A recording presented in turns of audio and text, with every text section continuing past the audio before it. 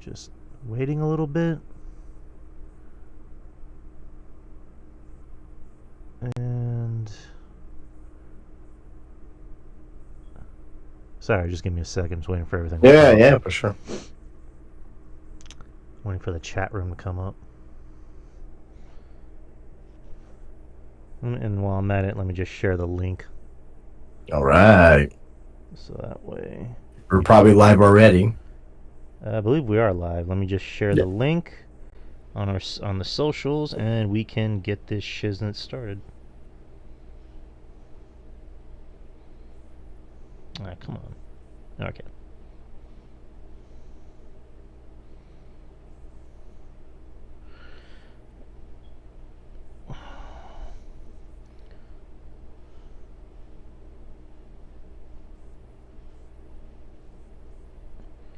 Alright, we are good to go. Alright, people. Welcome to the show. It is Wednesday, 9:06 p.m. Central Time. Fall started, allegedly. I say allegedly because it's Texas. So, Texas weather can be. But the monarch butterflies are coming out. So it usually means we might be getting cold weather sooner rather than later. So Yep. which is always a good thing because I have a lot of hoodies that need to be worn. But welcome to the show, people. It's The Experience. You already know me. I'm Drew, and with me, as always, There's Justin from Spinebuster Tees and SpinebusterTees.com. yes, sir. How are you doing today, good sir? I'm doing great. I can't complain. Loving life. Was busy at the shop today, and I can't ask for anything better than that. So, how was your day? I love to hear that. My day was pretty chill. I didn't really do too much. Watched a certain documentary that dropped on Netflix today, which we'll talk about in a bit. And then just are you talking about the documentary about the Japan and the Super Nintendo and video games? oh, there's a documentary about that? No, I made that up. It actually sounds like a pretty cool documentary.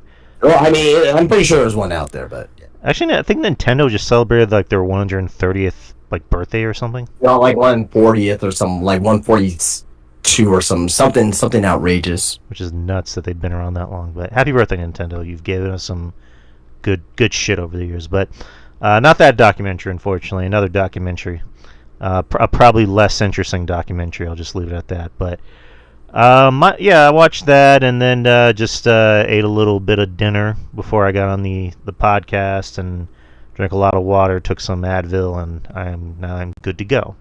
Oh, that's good. I was actually gonna go to the gym tonight, then I forgot AEW was tonight, so I was like, okay, well, it's Grand Slam. I'll give it a gander. So yeah, I did see Grand Slam was on. I did see what happened with a few things.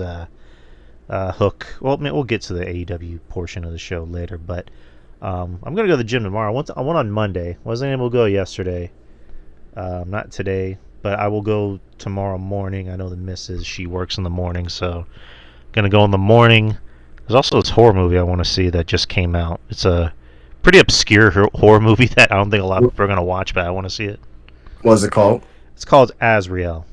It's I think it's a movie that's gonna come on Shudder pretty soon.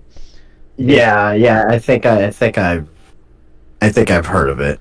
It's with the chick from Ready or Not, Samara Weaving. She is in like the apocalypse, but like apparently there's no dialogue in the like.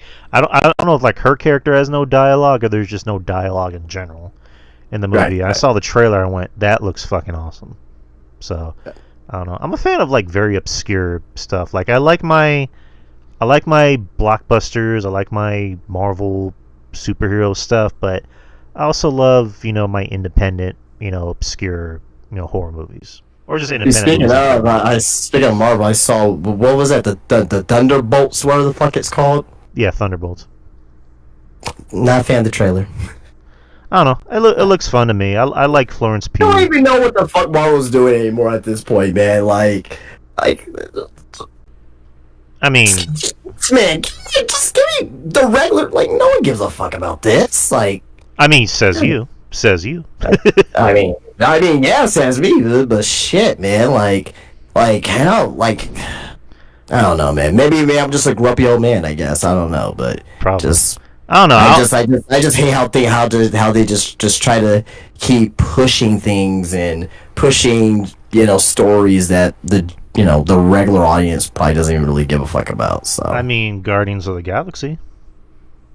well, it's different because Guardians of the Galaxy people like actually start to know who Rocket Raccoon was from Marvel vs. Capcom 3, and they became generally interested in Guardians of the Galaxy because of Well, Marvel vs. Capcom 3. well, Guardians of the Galaxy, the comic was like terrible. I don't even think it sold that well. So, Right, and this is right. at a time when Marvel didn't own X-Men or Fantastic Four, and they still technically don't own Spider-Man. Sony does. So when they announced they were doing a Guardians film, people are like, "Really? You're really scraping that low at the barrel for that?" And look how that turned out. So again, like I'm not gonna say I'm hyped for the film. I'm intrigued because of theories I have about the film, and I like the actors in it. I like. What are they supposed to be like? Like there's like two Captain America like I guess attire guys. Well, I just don't understand it. Winter Soldier, he's in it. Bucky, which I like. Oh, okay. Well, I mean that's fair. He's So. and I have a Winter Soldier tattoo. Florence Pugh. Oh no, that's why you're hyped for it. Oh, not hyped for it, but you're intrigued over it. I like him. I like Florence Pugh. I like anything she's in. She's Yelena. Again, I'm gonna watch it regardless. Again, I'm not gonna say I'm hyped for it, but I'm intrigued by it because it looks like they're going back to form as far as like not making everything funny, haha. I think it's kind of one of the Right. biggest complaints on a lot of their recent movies is that everything has to be funny instead of just having like one comedic relief and everything else is a different tone. I So, understand. I got but you. yeah, I'm gonna watch it. It looks fun, and also the co-showrunner for the Bear is writing the script, so I love the Bear. But anywho, there's another trailer that came out. I don't know if you saw it. It's for a horror movie called The Sinners. Yeah, I saw it. Looks all right. This is okay. Doesn't look fantastic. Right. It looks okay. It's coming out in 2025. It's very vague because it's Yeah. funny because like there's like this whole thing about how like movies will put out teasers, quote unquote, and they just basically give you like a whole trailer. Whereas because like the Thunderbolts trailer, they called it a teaser. And it's like that was It was like 3 minutes damn near, wasn't it? Yeah, I was gonna say that was like 3 fucking minutes. That's a trailer, dude. This trailer for Sinners, it was a legit teaser because they made sure to keep it very vague and not Yeah. show you everything. Which I'm like, that's how a trailer should be. That's how a teaser should be. And you got Michael B. Jordan in it. You got Ryan Coogler directing it, who directed Creed, who directed Fruitvale Station, Black Panther, all of which had Michael B. Jordan in it. So, and it's supposed to be like a guy. So this is Ryan Coogler and Michael B. Jordan is like Scorsese and De Niro, pretty much. I mean, yeah, they're the new director-actor tandem now, and so far Yeah, it's worked. nothing wrong with that. Nothing wrong with that at all. So It's supposed to be a horror. It's supposed to be a vampire horror movie set during Jim Crow South. Yeah. So that's gonna sound intense as fuck. But all right, you already got my money. But what else was I gonna say? Yeah, as far as movies goes, there's gonna be some people out there that's gonna push like the narrative, like the race narrative, and like they'll be like, "Oh, I don't want to see it because they're pushing the race narrative." And well, no, it's just a movie that happened to be set during the Jim Crow South, and it's about it's like a horror, maybe psychological too as well. It kind of looks like so. right. And I'm also a fan of like, and again, I know I mentioned earlier, like I like my blockbuster Marvel stuff, but at the same time, I like new and original ideas, because Hollywood is getting very IP friendly, where it's just, For years, oh yeah, like for years, like again, and I love this like the stuff. last 15 years for sure. At the end of the day, as long as you have a good script, it works. But like it's also refreshing when you can watch something that's just original and not an IP. It's kind of like the late 80s, early 90s in horror where everything was a sequel. Everything was a fucking... There was really probably really the only original thing was like Hellraiser, right? Right. But everything was a fucking sequel, pretty much, of like the major horror movies like in the late 80s, early 90s. Right. So again, it's nice to see when Hollywood can take risks. I mean, depending on who you are, if you're somebody that has a Right. little leverage, you can kind of get away with taking risks. Someone like Ryan Coogler has proven that he can both do small independent movies like Fruitvale Station and then go on to do, big budget Hollywood blockbusters like Black Panther. So Yep. for Warner Brothers sees that and goes, okay, do whatever you want. Here's a blank check. Put whatever number you want. We'll let you do whatever you want. So I like that. I like risks being taken in Hollywood. But speaking of risks, let's start with the main course. Or do you want to start it differently? Do you want to start with the shows or get with the documentary first? For the documentary first, I'm pretty sure that's what most people here are wanting to hear. All right, what's up, Maurice? All right, so as you guys know, today on Netflix, if you have a Netflix account, the Vince McMahon documentary dropped, which is called Mr. McMahon.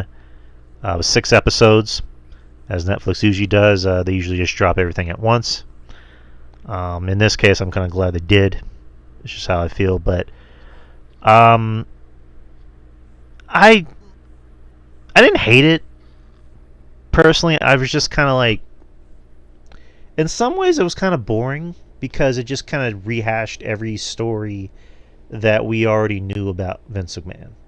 So before we continue, Right, I have to say this. right, This was not meant for people like us. right, Diehard wrestling fans has been watching it for years, who knows most of these stories. I like how this was a modern take of it, modern interviews of things that we knew already. And there was a couple of nuggets of things in there. I was like, okay, different perspectives that I've never heard before, but still generally the same thing. This was meant for people, very, very casual wrestling fans, new wrestling fans, or people who just love documentaries, who may want to get into watching pro wrestling. But I don't think this really would start to draw new wrestling fans. I think it would just be like, oh my god, if you're people who like wrestling, man, they just like miserable people, they like miserable people, doing miserable shit to each other. But I digress. Continue. right. No. You definitely hit the nail on the head with that.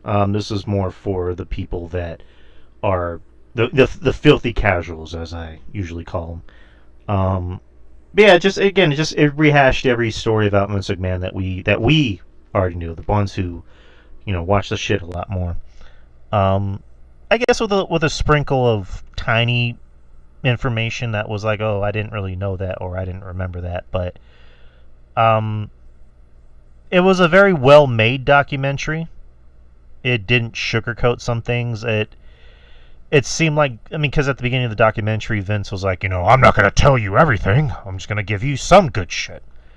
He talks about his family growing up, being abused by his stepdad, and not meeting his dad until he was 12, and talked about how, like, him and his dad, didn't always have the most loving relationship, but when it came to business, they always seemed to kind of meet each other in the middle.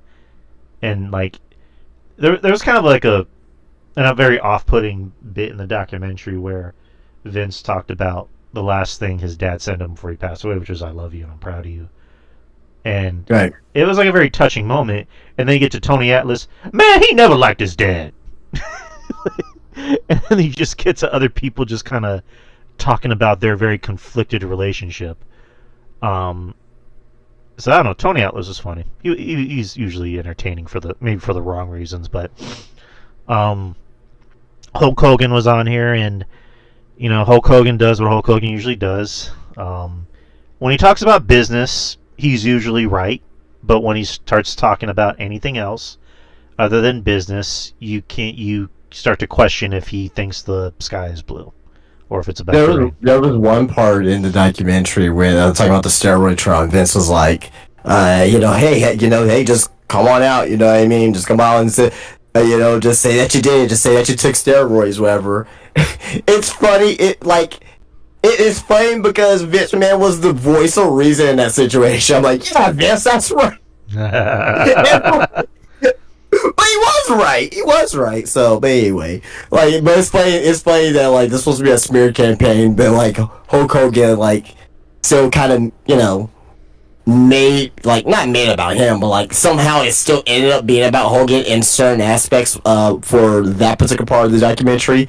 Where even Vince was like, "Come on, man, just say that you did steroids." Oh man, I don't know. It's weird because I kept hearing like the term hit job before I watched the documentary.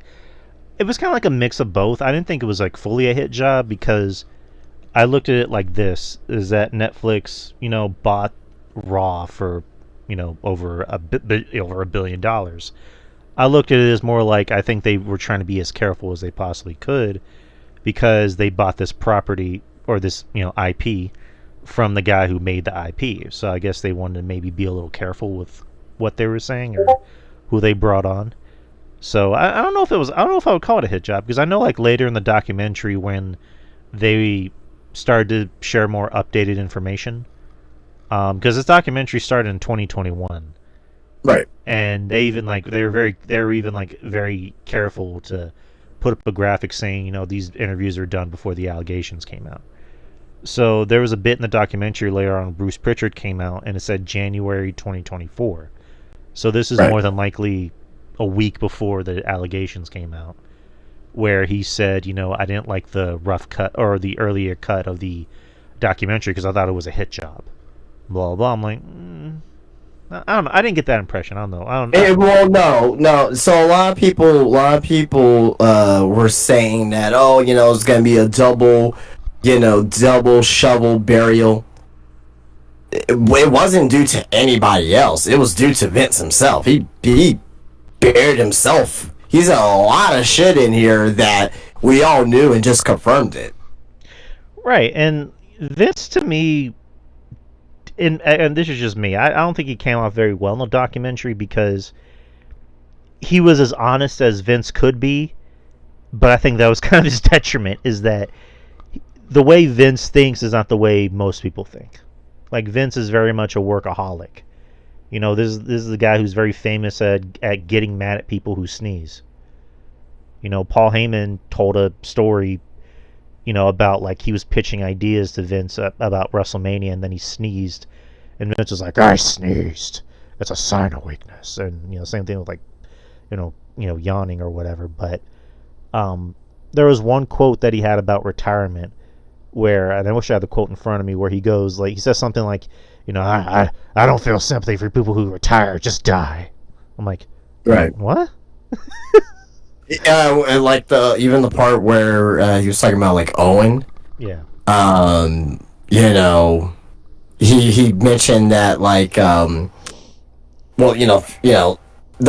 fans didn't come to see someone die. Oh, the fans came to see a wrestling show. I'm like, no shit, the fans didn't come to see anybody die, but yeah. Yeah, that was not good. And also the Benoit quote where he said, Benoit just went nuts.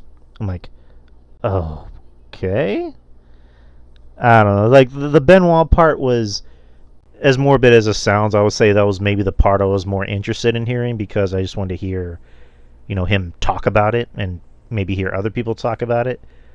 And, Steve Austin had a quote about CTE that I thought was kind of interesting where he was saying stuff like, I never got CTE because I did AB. I'm like, well, you also didn't work a very crash. I guess the more polite way to say maybe like a crash and burn style like Benoit did. Steve Austin was a little bit more. He kind of played it safe because he knew he didn't have to take too many risks other than, that pile driver that went completely wrong. But, as we all know, Benoit. What do you think about him saying, I don't believe in CTE? That's a little ignorant, in my opinion. Yeah. I think he was getting there by saying, if you have too many concussions, then you're doing it wrong. I'm like, probably would have said it differently, but I get where he's coming from. No, I understand. I think some people were kind of taking out of not context per se, but like they're kind of taking. They're not really understanding what he's saying. Like he's basically saying like, well, if you keep ramming if you're doing shit wrong, of course you're gonna have head problems. So he's like he doesn't believe that like, I guess not necessarily wrestling. Obviously, wrestling calls CTE, but like I don't think he believes that the CTE or whatever it was the reason why Benoit killed his family. So Right. Again, that's the whole Benoit thing. It's one of those things of like, if I never have to hear about it again, I'll be fine. But in this case, I think it made more sense not to avoid it because it played such a big part in not just WWE but wrestling. I mean, this whole documentary was just the history of WWE and everything involved with it. Basically. Like that's pretty much was because Vince McMahon is the WWE. Like, period. They talked about pretty much they held the high points or whatnot. Like literally everything. You know what I mean? From WrestleMania 3 and now may be a new meme. Did you see the obviously you saw a clip like with Dave Meltzer, but you see the clip going around with Dave Meltzer? It's like, actually Oh 78,000. God. My God, that was just like, really, Dave? Who cares? Like, really? It's true. It's true. I mean, it wasn't 93,000. Yeah, and Wembley wasn't 85,000. It's like, but you guys still sold. You guys still sold over 70,000. Which I was actually surprised that they brought up AEW for like a brief second during the documentary. Which I guess it made sense because it was like, oh, the business is changing. We have a new company, or there's a new company on the rise. But Yeah. They should have just had Cody came in. It's like, I'm the one who created it. that would have been funny as shit. Kind of surprised that there were some people that weren't in the documentary. I was a little surprised that Roman wasn't in it because he's the big star right now. A little surprised that maybe Orton didn't come out for a little bit. I mean, really, the only current star that was really in the interviews was Cody. Right. And he surprisingly stayed on a lot longer than I thought he would. Because I know as soon as I got to the allegations, obviously, a lot of people kind of dipped out, but the only current employees that stayed on were Bruce Pritchard and Cody. He also did answer questions at one of the Mia scrums too, so. Right. But like you said, this whole documentary was essentially an entire history of WWE mixed in with Vince's childhood upbringing and life or whatever. But just again, there's just things he said where I'm like, does he really think that was a smart thing to say? Like, because Betty came in at like episode 4, I think, or no, 5. She came in episode 5, and that was when they were talking about, I guess, the sex angles that Vince would have with like Trish Stratus and stuff, and she was like, "What the fuck? Like, that's gross." And they get to the bit where Trish Stratus starts barking like a dog and getting in her underwear. And looking back on it, even as a kid, I don't know what your reaction to it was when you were a kid, but like I remember being a kid watching that and going, "This is a little uncomfortable to watch." Like being a horny teen, I'm like, Trish Stratus is in her bra and panties, cool. But I'm like, this seems kind of wrong. But there was one line where he's like, "I used to have a dog, and that bitch did whatever I told her to do," and I just kind of had to go, no, I can't laugh at that. That's fucking horrible. I mean, it was fine to me. I don't know. I mean, just like the other unintentional funny parts was like when they're talking about like the attitude era when he was all like, "There was no rape." Come on, that's you rapist. There were no knives and guns. You just see Pillman with the fucking pistol. Oh God. It was just like maniacally, like fucking. Oh man, like a psychotic.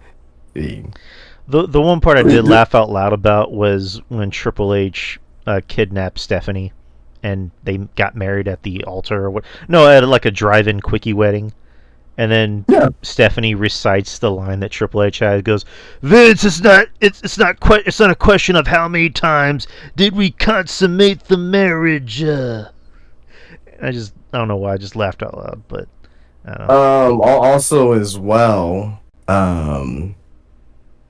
also as well, Tony Atlas talking about Pat Patterson, and he was all like, he's like, who am I gonna complain to? He's the booker.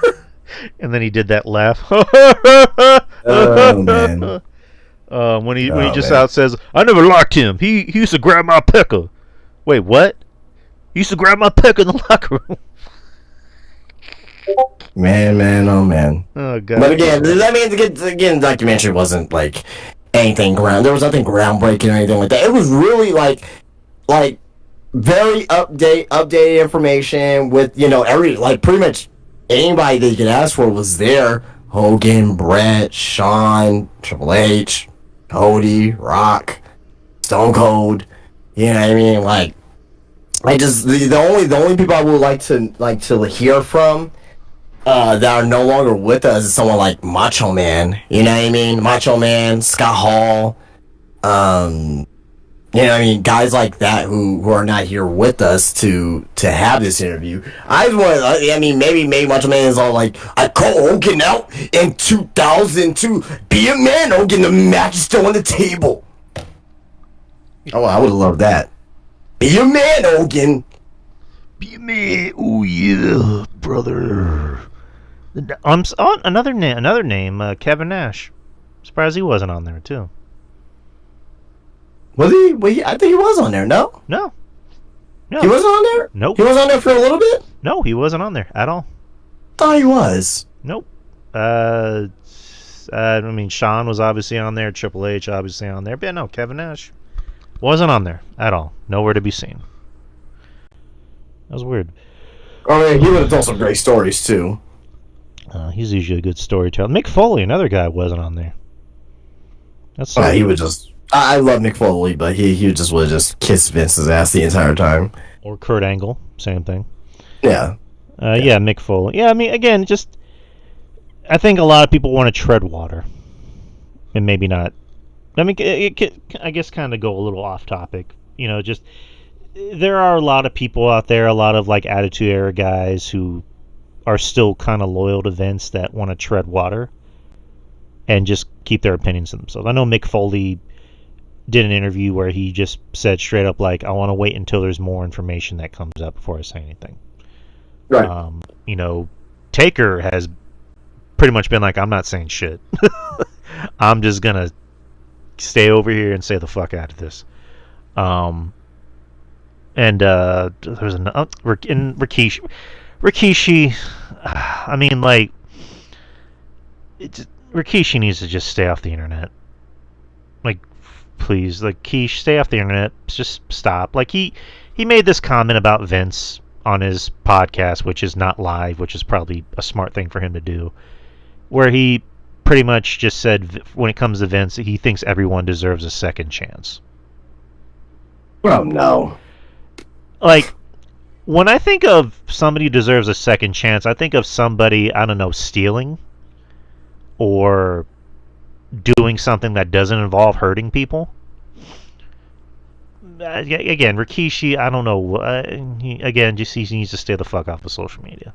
Like, for the love of God, please, Rikishi. But yeah, that was a documentary. Again, wasn't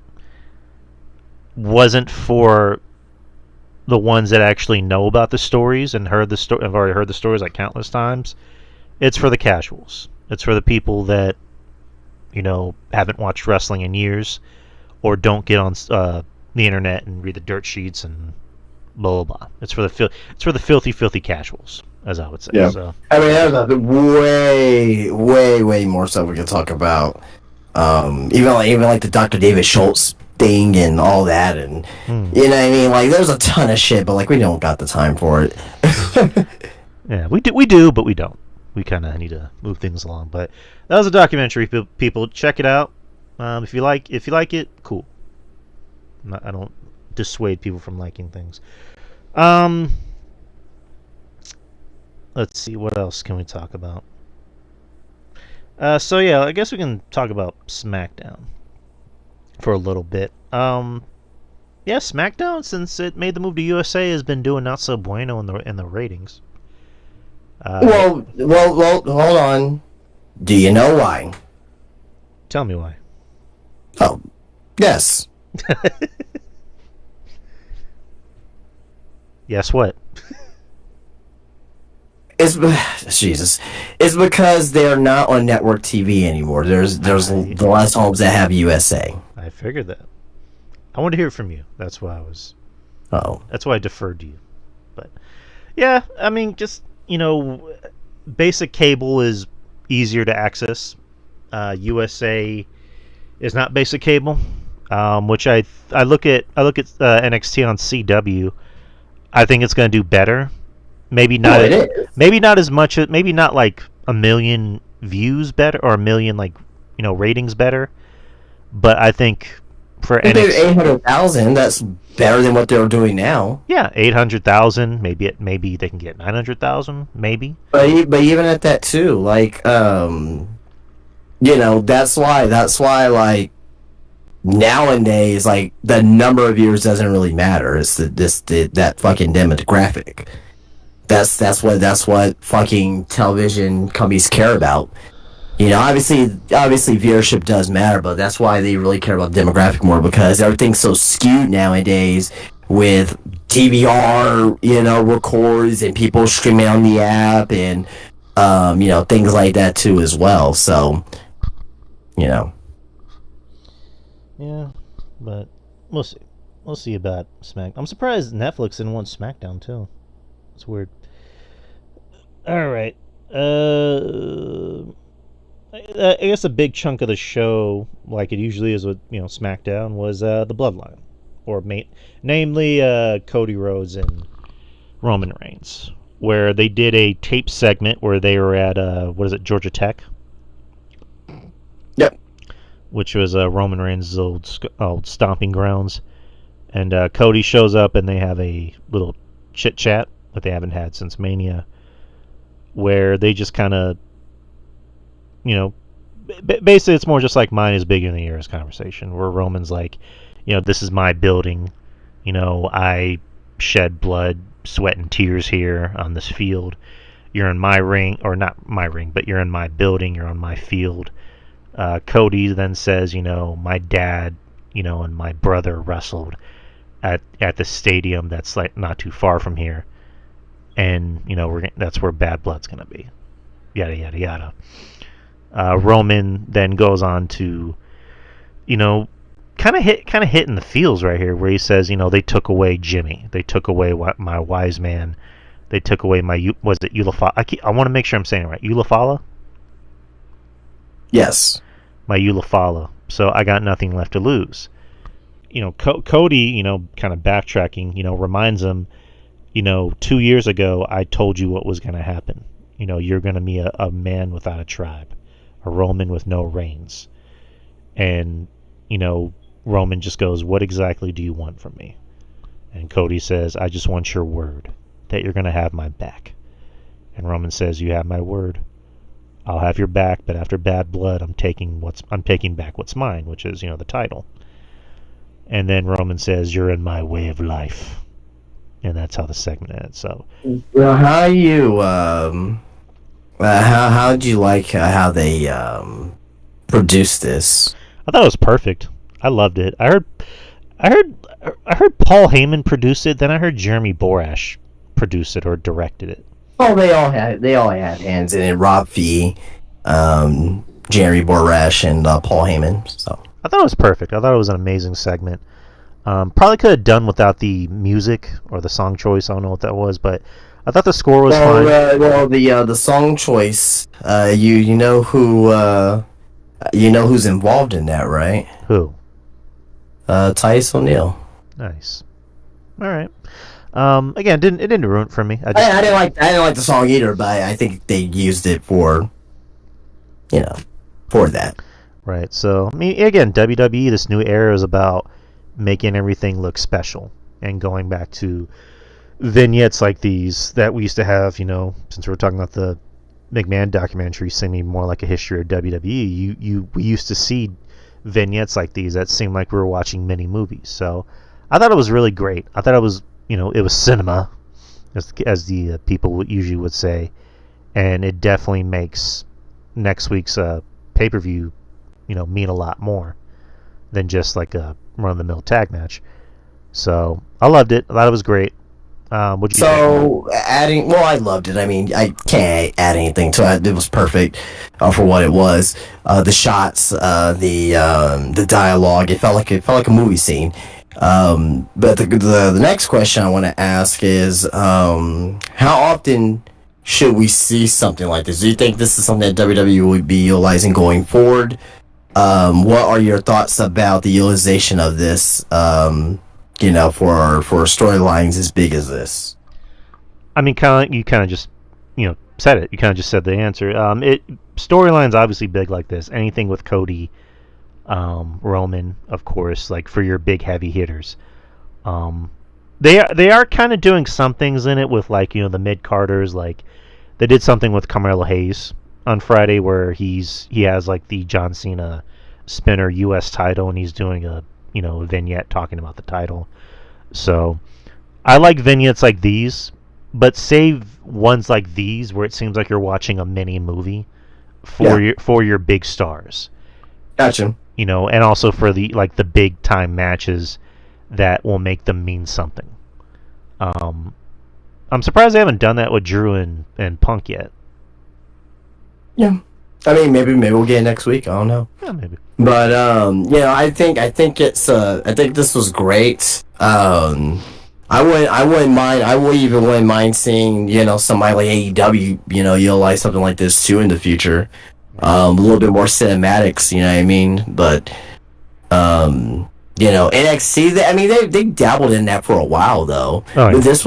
But this was like next level. I think because like in NXT, they're still using like the regular cameras, but here it was like movie quality, cinematic, type of camera work. So, yeah, this is a treat, and I'm so happy that we got Lee Fitting, running the show as far as cinematics goes. But and I would love to see NXT do more stuff like this to make their matches mean something. But that was kind of the big highlight coming out of SmackDown. Other things that happened on the show, you had LA Knight versus Andrade for the U.S. title. Good match. Very, very good match. And I guess that's going to set up a match number 6 with Melo and Andrade. So, cool. I like that they're going back to best of 7 because we haven't had that in a while. So it's always interesting when they obviously care about Melo. They want Melo to be something, and they obviously. I'll say this about the best of 6, 7 series. I never liked them in wrestling. Okay. Never liked them. You want to know why? Why? Guess why first. Please take a guess. Is it because they don't really lead to anything? Not necessarily that. It's not necessarily that. A lot of them do lead to stuff like it's like Tiles Online or kind of like what happened with the one in AEW with the Trios Championship that that led to the Trios Championship. But it like which one? You're not gonna remember the matches. You're not gonna remember the matches. You're not gonna know like, oh, which one. You're probably gonna think, oh, those are good matches, but like you're not gonna be like, oh, the fourth one was the best one out of them all. I remember that one. Yeah, I mean, kind of like same thing with Booker T and Chris Benoit. They had good matches, but like, which one do you really remember at the end of the day? Right. I don't know. Like it just feels all. Not necessarily lazy booking, nothing like that, because there's a story behind it. But it just feels all convoluted. You know what I mean? Again, good matches. I'm glad Melo and Andrade are getting this opportunity, but at the end of the day, it's just not going to be memorable. We're going to remember that they had a 7-match series, but we're not going to remember like a match from the series. All the matches are just there. No, I get you. I get what you're coming from. Giovanni Vinci jobbed out to Apollo Crews again. Now, I heard a rumor. Again, there's just a rumor, so I'm not trying to sell it as news or gospel. But there's a rumor behind this, which coincides to why he got booted out of Imperium and sent to SmackDown. And the rumor is that he apparently tried to get a little fresh with Tiffany Stratton, who is the Where's girlfriend. this rumor coming from? Again, I'm that's why I push this as I'm not trying to sell this as gospel. I'm saying I heard a rumor. It came From who? It came from the internet. Oh, obviously it did, but like from who though? Like, was it a source? Was it Ringside News? Was it Fightful? Like, obviously it wasn't them, but like where did this come from? Probably again just some less than on the internet. I just read it and I went okay. Nah, I don't believe that. Again, I'm not really reading too much into it. I'm just saying I don't believe that. That's I don't believe that. So again, rumor, but again, so he's lost to Apollo Crews 2 weeks in a row after selling this gimmick. I know, was it last week he lost in like what 3 seconds, and this week he lost in, I guess, longer than that, which was like just a minute. But I don't know. How do you feel about what's going on with Giovanni Vinci? Fucking sucks. Okay. I already gave my thoughts on it. I don't know what else I can add to it. Okay. Then you had Nia Jax and Tiffany Stratton versus Bayley and Naomi. The stipulation being, I'm trying to remember what the stipulation I think was like, if Bayley got the first pin for her team, she would get a shot at Nia Jax's title, but Bayley and Naomi both pinned her. Again, just convoluted booking. Remember that one storyline in like TNA where like it was, I think it was the team of like Kevin Nash and Sting versus Samoa Joe and AJ Styles, and like the winner of it or the loser of it would get a title shot. It was like some convoluted storyline, but again, it was I don't exactly remember, vaguely, but yeah, it was Vince Russo booking, so that's probably why. Yeah, yo, there's that too, bro. Then you had the main event, which was supposed to be Kevin Owens and DIY versus the Bloodline, and then the Bloodline took out DIY, and then the Street Profits came out, took their spot, and then no contest, and then Cody Rhodes came out and helped KO take out the Bloodline early in the night. Kevin Owens was seen, as most wrestlers usually do, which is standing backstage and watching the giant television screen, looking very dissatisfied, almost disgusted with Cody, teaming up with Roman. And Byron Saxton's trying to get a word out of him. KO seems like he doesn't really want anything to do with it. Goes to the ring, sounds like he's about to make an explanation as to why, and then the Bloodline comes out. And then flash forward into the main event. There's a nice spot where KO is right behind Cody and he has a steel chair. Looks like he's about to whack him in the back. Cody turns around. KO puts down the chair, hugs him, but, body language tells you everything you need to know. So, kind of like what we were talking about, I believe, last week, where eventually KO might even turn heel on Cody. Maybe even Randy might turn heel on Cody. Maybe both. And that can be the storytelling of KO being like, I spent 5 years fighting these fuckers, and now you want to team with them? Like, seriously, fuck off. So it makes sense. And, Cody falls into that problem of sometimes being the stupid babyface. Just like happily agreeing to team with Roman instead of letting that marinate. But, I don't know. But, that was SmackDown for the most part. Well, not the most part. That was the whole show. So, again, decent show, but it was, again, like it usually is, very Bloodline heavy. Another rumor, which this seems more plausible, it's because it's coming from bigger sources, is that in January, SmackDown might move to 3 hours. This is from Russell Votes, I believe. But what do you think about SmackDown possibly going to 3 hours? I don't like it, but it's USA's decision, so. Yeah. I'm not crazy about it either. I think 2 hours is what you need out of wrestling, because I think after 3 hours... It's gotta really dip in that third hour, especially on a Friday night. Yeah. Oh, yeah. Yeah. They need to keep that shit at 2 hours. Unless if they go an hour earlier, I would not be opposed to a 6 o'clock start. Yeah, good. Yeah, good point. A wrestling show ending at 9, I think, is like heaven. That's perfect for us. But again, we'll see. We'll see what happens. But that was that was SmackDown. So Raw, big story coming out of Raw. The main event of the show was Jey Uso versus Braun Breaker for the Intercontinental Championship.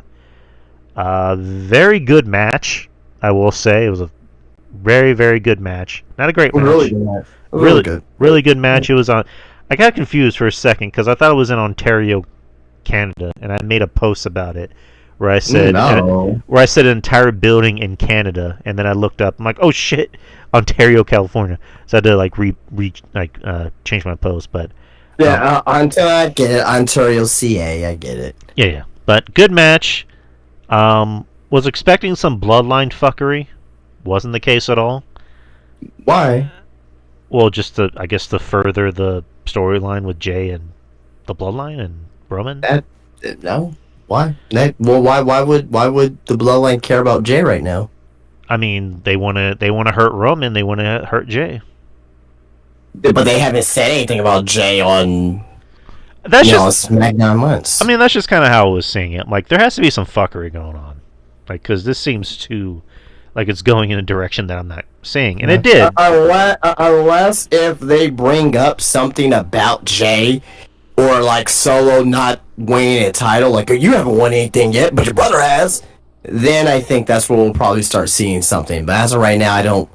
I'm getting very much further away from Bloodline versus Bloodline. War games. Okay. But Jay won the Intercontinental Championship with a splash.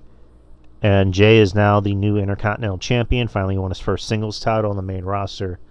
Was annoyed with USA for cutting it off early and not really giving him a chance to celebrate. Because I think by the time you got to the spot where they run into the barricade, it was already 9:58.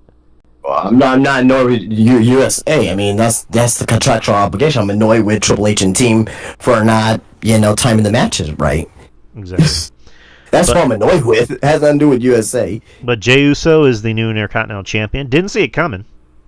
I mean, Braun's only been Intercontinental Champion for a month. I was kind of expecting, not a long title reign out of Braun, but a more dominant title reign out of him. I was expecting him to get this win and maybe do like a pop-up and, spear Jay in midair, but no, that wasn't the case. Jey Uso, he's gonna get the title back. This is not gonna be a very long title reign, I think. Oh yeah, I was getting ready to ask you that. So, do you think this is more of a way of WWE saying, okay, let's give Jay a title because eventually we're gonna do bloodline stuff, and then eventually Braun's gonna get it back? Yeah. I mean, I think they are gonna do bloodline stuff eventually. I just don't think it's gonna be at War Games. I don't think. If I'm wrong, I'm wrong. But, I mean, but Jay deserves it. You know what I mean? Deserves it. He, I think it was a good moment.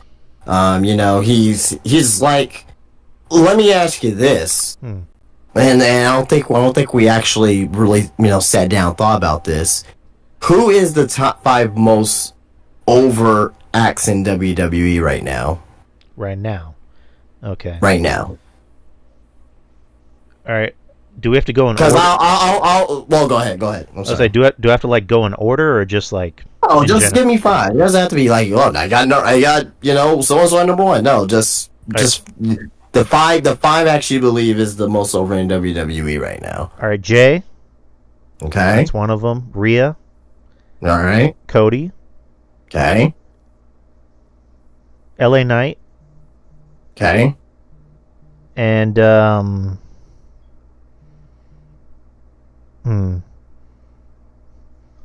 there's one more. I'm trying to think. It's a little tough. I'm gonna say Roman. Yeah, I got LA Knight out of there. Yeah, I got him at number 6, but that top 4 is good. But I also got CM Punk. I got Punk, Roman, Punk, Roman, Cody, Jay, Rhea. Those are the top 5 most over people in WWE right now. And I think Jay, if I were to put him in order, I think Jay's probably like number 3 or something like that. I think he's like right there. But he is so over right now, and he keeps losing, and he kept losing and losing. He was off the SummerSlam card. How much more can you have this guy lose? He needed to win this match here. And I mean, I don't agree with it. I would have booked, Braun to win still, but in WWE's eyes, it's like, man, this guy, he put up a lot of shit, after WrestleMania, and just not really doing anything. Losing, he lost in the King of the Ring, right? You know what I mean, to Gunther, and hasn't really had that momentum as far as creative wise. He needed something here, and the fact that he is really, really as hot as he's ever been. You know what I mean? I think he deserves his opportunity. Now, do I think he's going to be a champion for a long time? No, I don't think he's going to be champion for a long time. But what I do expect is that because this guy sells a lot of fucking merchandise, right? He's one of the top, I believe he's probably one of the top 3, merch sellers within WWE. So, he needs this opportunity. Well, top 3, top 4. But I think he needs this opportunity, deserves this opportunity, right? And also as well, they're still lit up to that moniker main event Jey Uso. Well, how can you be main event if you're not winning big matches? So yeah, I mean, he won this year. But I also believe that Braun Breaker is going to win back the title soon because they protected Braun Breaker because he took a spear, kicked out, splash, kicked out, all that stuff. So Braun Breaker is protected. I've seen people saying that he's buried and all that stuff. No, Braun Breaker. Yeah, that. Well, I saw some of that. Yeah. Not a ton, but I saw some of that. And Braun Breaker. I mean, he's the future of the company. He's gonna name it more WrestleManias than fucking Jey Uso. That's gonna be. I'm pretty sure about that. So very, very, very good main event. Jey Uso deserves it, and looking at everything that happened after WrestleMania, I think it's clear why they put the title on him. Right, and here's something that could happen. Next week is the pay-per-view on Saturday. It's going to start at 5, which the reason why is because there's a UFC pay-per-view, so I guess they don't want to mix pay-per-views together. So here's what could happen. Next Monday, Jey Uso comes out to celebrate. Braun says, I want my rematch, and he can get it at Bad Blood. So I don't know. Bad Blood's already pretty much well and booked. Well, this kind of coincides to something that I think could happen, but I'll save it for next week and just I don't think that is a good idea. Because what are you gonna do? You're gonna have Jay champion for 1 week? I'll save it for next week. I'll save my. I mean, what is it? The what Solo and they're gonna come out and screw him over and all that. Well, fuck. That's obvious what you're gonna say. I mean, there's no other. No other thing. So. I mean, it could. I don't know. I think as far as setting up war games, because that's, in my opinion, that seems like where we're going. It seems rushed already, but whatever. But that seems like where we're going, and that seems like a more of a believable place to get it started. Because so you think that it's gonna be Bloodline versus Bloodline? Yeah. Yeah, I'm not. I'm getting far away from that now. Okay. I really believe that they're gonna do the Cody and Roman with Randy and KO. Okay, that probably sounds better, but I don't know. We'll see. We'll definitely see. So yeah, that was the main event. Good main event. As far as the rest of the show, the rest of Raw was decent. It's pretty much a lot of matches being hyped up. Rhea Ripley hyping up her match with Liv, saying, I'm going to beat you not just because I'm bigger than you, stronger than you. I'm going to beat you because I'm smarter than you. That's what Liv. Well, the main thing is that Dom's going to be in a shark cage. It's good to sell. He's going to be suspended above the ring. So the funny thing is, not a lot of people are pointing this out, but Dom was really supposed to be in a shark cage above the ring for the Cussy battle. Really? Yeah, he's supposed to be in a shark cage for the Cussy battle, so now it's coming full circle. I'm so glad they didn't do that because that would have been silly as hell. Yeah, It works better now. Now that yeah. he's scumbagged on, but if he was a little kid in a fucking shark cage in this very intense like rivalry about Eddie being his dad, that would have taken the steam out of that match, in my opinion. Um, then he had Sami Zayn versus Ludwig Kaiser. There was a funny spot where like was it Ludwig flips Sammy over the ring announcer's barricade onto the chair. That was pretty funny. Good match though. Good match overall. Then there was a bit where Xavier Woods and Rey Mysterio get into it, so they set up a match for next week. That was a very very good backstage segment. Right. I'm really loving what they're doing with this Xavier Woods character, and looks like the break of the New Day is coming sooner rather than later. And also, what's coming up? I believe next month. I want to say the 10-year anniversary of the New Day. What would you like? So I think that what they're probably going to end up doing is like they're going to do like a 10-year celebration, and that's where the breakup's going to be. I think Big E may be involved too as well. That'll be a great way to do the breakup. It's gonna be emotional too, because now that Big E's back, Big E can try and play peacemaker and just try to keep everyone together. But then that's where Xavier. I don't know if he's gonna go heel, but I think it's just gonna be Xavier saying like I need to go my own way. No. Xavier breaking up the New Day, that is a heel move. Period. He's gonna be a mega ultra heel. What I was thinking of when I said heel, I was thinking more like he beats up Kofi or he beats up Big E. Like that was kind of what I was thinking about. But like you said, if he breaks up the New Day, anything break up the New Day is you're a heel. He's gonna be hated regardless. Speaking of heel, Karrion Kross still being a devil's advocate, trying to butter up Miz and tell him it takes a monster to beat a monster, and so, Kross pretty much being the Sean O'Hare gimmick, saying I'm only telling you what you already know. So I think that's kind of cool.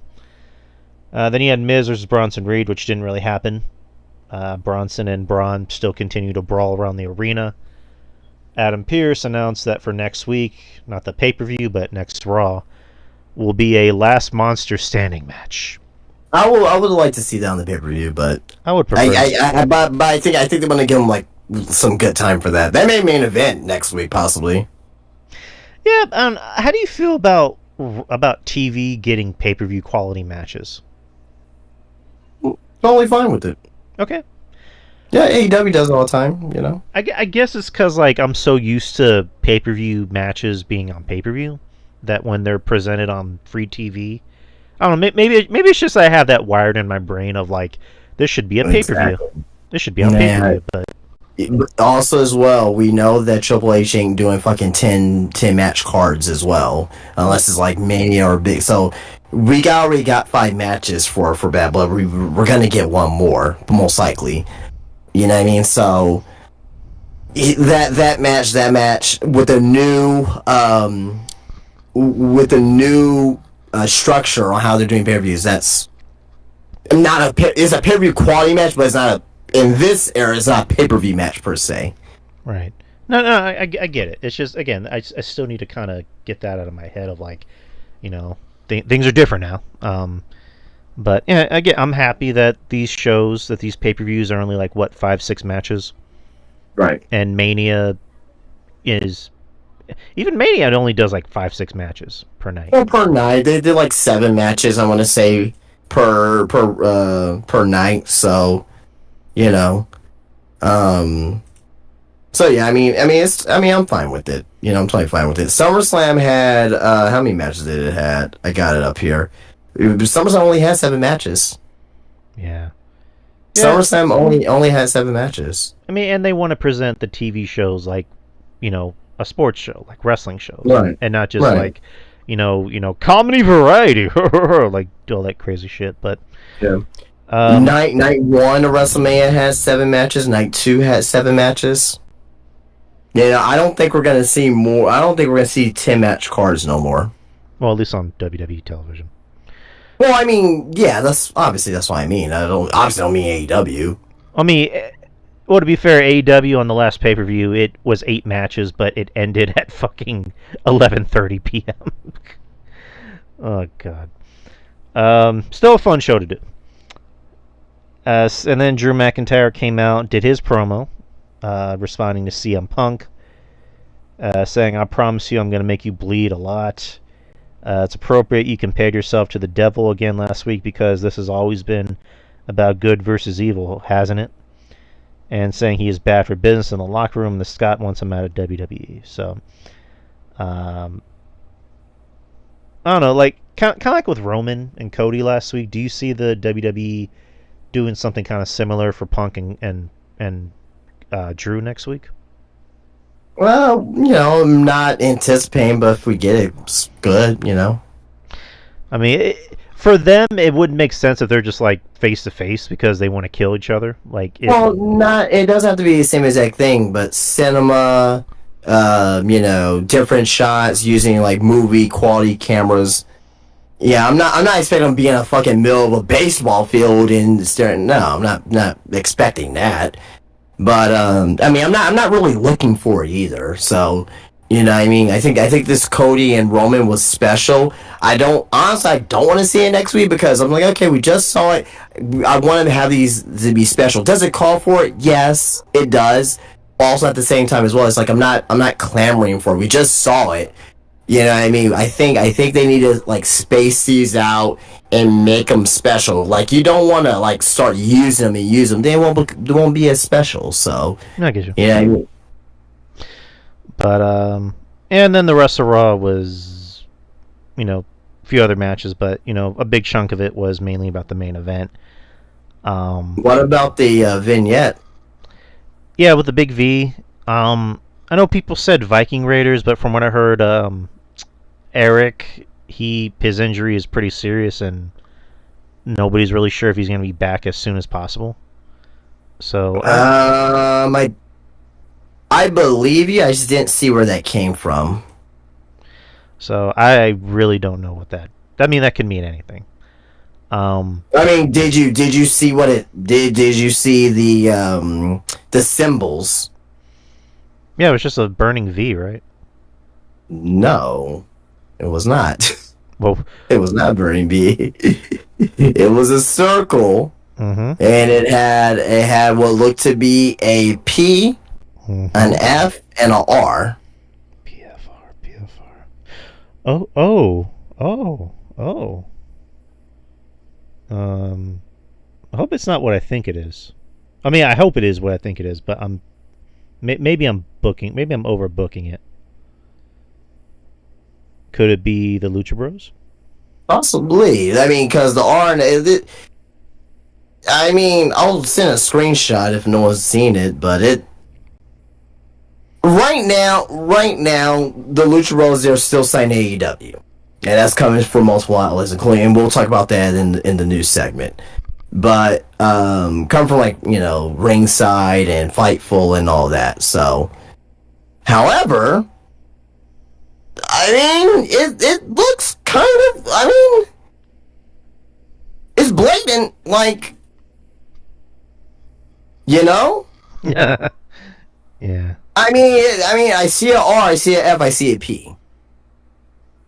I don't know. I guess we'll find out more in the coming weeks. Well, we'll see what that is, but it's something for sure. Yeah. I was gonna say White 6. Kind of rumored that they're about who their next opponent's gonna be. Apparently, it might be Judgment Day. Yeah. So that sounds like it could be fun. Oh yeah, absolutely. Yeah, that's like the right next step. So yeah, I'll be definitely good for that, and that'll be a good way to them to win tag team titles too. Nice. Which I think you mentioned this before, like right when the gimmick started. If they really want to put their stamp on the show, they need to start winning some titles. So this is the perfect way to do it. But that was Raw, people. So we get to NXT real quick. This was the last NXT on USA before they go to CW next week. They've been on USA for 5 years. How would you view NXT's tenure on the USA Network? I'm sorry, say that again?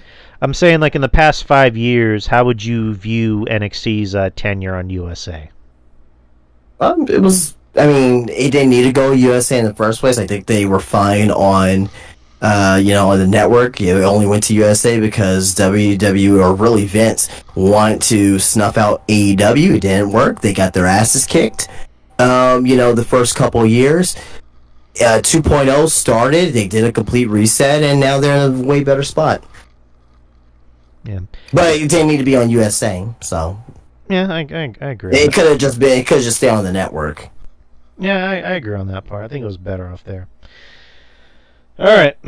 So yeah, like I mentioned, last episode of NXT on AEW. Not AEW. On USA. I saw a lot of fucking people tonight saying that this should have been the last episode of Dynamite tonight. Oh boy, that bad, huh? Yeah, we'll get to it.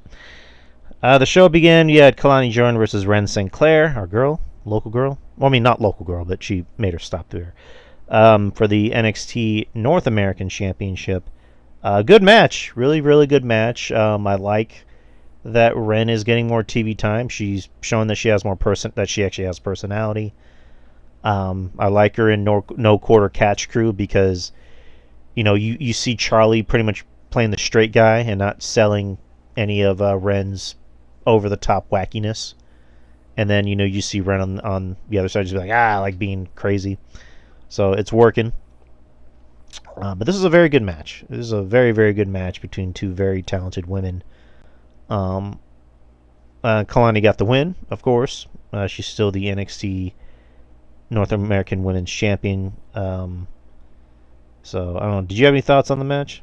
It was really good. I mean, Maddie's fucking great. I mean, she's always been, so nothing new there. She's always been charismatic, super charismatic. So I'm really glad she's getting this opportunity, and she's hitting home runs right now. So Kalani's fucking great too as well. Know how I feel about her. So couldn't ask for anything more. All right. Next is you had A-Town Down Under, bringing back the Grayson Waller effect to hype up their championship match next week with Frazier and Axiom. It was it's I believe it's on the St. Louis show. St. Louis, there you go. Yeah, this segment was kind of Other segments that happened, you had All Ego Ethan Page do a press conference to hype up next week's match. Says that he will talk to CM Punk about officiating. Trick Williams spoke to CM Punk about officiating, and then Punk made it very clear he's going to keep it fair on both sides. Spoke to Ethan Page about officiating, and pretty much said the same thing, but saying it, if you get out of hand, I'll put you in your place. A, B, C, and D. Let's see, what do we got next? Luke Gallows and Carl Anderson versus Hank Walker and Tank Ledger. Hank and Tank got the win, so good for them. I believe, if I'm not mistaken, one of those guys, I think they got married over the weekend. They got married to Danny Palmer, one of the NXT women. So I don't keep up with it. Right. I know. Pretty Deadly. They had some pretty good news over the weekend. Elton Prince just announced that him and Killer Kincaid, they just had a baby. Nice. So good for them. And awesome. And who's the other guy? The guy with the dark hair. Kit Wilson. Him and who's the girl who's Ava Rain's assistant? Stevie Turner. They just announced they got married. So good for Pretty Deadly. So I heard. I was gonna say a stupid joke. I'm not gonna say it. What was it? It's a dad joke. Oh, go. I mean, I say dad jokes all the time on here, so it can't be worse than whatever I say. Um, when it was announced or when it was asked by Elton Prince, was it a boy? He said, "Yes, boy." I told you it was a dumb joke. Yeah, I thought that. Yeah, it was bad. I'll put how well. I'll put my reaction in the chat here right now. Justin just Justin just wishes he can just reach through the screen and slap the shit out of me for saying that. I'm sorry, people. I had to say it. I had to. Lexus King versus Oro Mensa. Mensa got the win. Good match. Yeah, decent match. Pretty good match. Miz offered Miz TV for the Don and Femi next week in Chicago. Opa Femi. Ridge Holland versus Riley Osborne, which ended in absolute chaos. With Thea Hale getting in Ridge's face and screaming at him. So, Thea pretty much being a firecracker. She usually maybe she wants a cage match against Ridge Holland. Shit, make that happen. I'd be fine with it. Make it happen, people. But Holland got the win. Wesley and Zachary Wentz did their own little satellite interview, whatever you want to call it. Kind of similar to Matt Riddle and Seth Rollins, where they just started going at each other. It's a direct take of it. It's nearly copy and paste. All right, I need to see that again. And Wesley brought up Gigi Dolan, so made that shit personal. So this is kind of what we needed to really make this feud seem personal. Wendy Chu, go ahead. No, I said it was a great segment. Really liked it. Added a little juice to this feud. So no complaints from me. Wendy Chu and Rosemary versus Carmen Petrovich and Brinley Reese. As you can imagine, Rosemary and Chu got the win. I like this tandem. It's the two creepy girls tandem. It works. And what else we got? A-Town Down Under versus Javon Evans and Cedric Alexander. A-Town Down Under got the win. I don't know. I wouldn't have wanted Javon Evans to be sacrificed to A-Town Down Under since he's gonna have a big match in 2 weeks against Randy, but that's just me. I mean, he's gonna look great against Randy, and everyone's gonna forget about this match. This match don't matter. Right. And then are you gonna remember this match once he puts on a great show against Randy? No. Yeah, again, it's just how I feel. Next week is announced that it will be Lola Vice and Jada Parker versus two members of Fatal Influence. So I'm assuming it's JC and what the fuck's her name? Fallon. There you go. Yeah, Fallon Henley. Yeah. And then they had the final press conference for Roxanne and Julia, which was interrupted by Stephanie Vakor, who pretty much just said, whoever the winner of this is, I got dibs. So, Stephanie Vakor making her debut, quote unquote, on NXT. So I'm gonna say this: she does not deserve a title opportunity. Okay. Not yet. Right. I was kind of thrown off by that because I was more of the ilk of she should go after the NXT North American title. No, I'm not even talking about that. I'm just talking about complete wrestling one-on-one. Why, what makes someone deserve an opportunity for a belt of sorts? I mean, they gotta earn it. They gotta win some matches. There you go. They gotta win some matches. So if they just put Stephanie Vakor versus by all means, great, right? Julia or Stephanie Vakor versus Roxy, great, whatever. But you need to come in. You need to start winning some matches. I'm not really okay with Julia. I mean, I get why they're doing it. October 1st, big show. I get it, but scaling it back. Okay, like really, you just came in, you're already getting a title shot, right? Yeah. I mean, I don't know. I don't know. It just doesn't sit well with me. But I mean, WWE's they've been doing this for years, and I will always be complaining about it. AEW does this as well, and I will always complain about it. So it's just one of those things in wrestling that I will never ever be fond of. So Right. Yeah, I think for Julia, giving her too much too soon can be a bad thing. And I ain't saying all that, but what I am saying is just logically it just doesn't make sense. right, but like I say a bad thing because like yeah, she's been coming out, she's gotten some good reactions, but there's still that large part of the audience, the filthy casuals, as I usually say, that doesn't know who Julia is. And The 50 casuals are not watching NXT. right, but you know what I mean. Like I just I don't know. Like I get it because they obviously love this girl, and a lot of people love this girl, and I think she's great. Granted, I don't know too much about her backstory before NXT. I'm more looking at what she's doing now. She obviously has a great look. She looks like a star. But again, just giving her too much too soon. I'm not okay with that. I think she needs to win some matches, like you said. But again, just nitpicking, little small nitpicky things. But that was NXT, the last NXT on USA, and will debut on the CW next Tuesday. So look for that, people. What happened on AEW tonight? Did you watch anything on Dynamite tonight? Just saw clips. I know Hook retired the FTW title, gave it to Taz, so there's a nice little heartwarming moment between father and son. And I know the main event happened with Moxley and Darby. That's about it. Well, they started off with, well, first of all, I'm not a attendance whore or or tarped off guy, but they were in Arthur Ashe, and it didn't look like they were in Arthur Ashe. Did you see the set?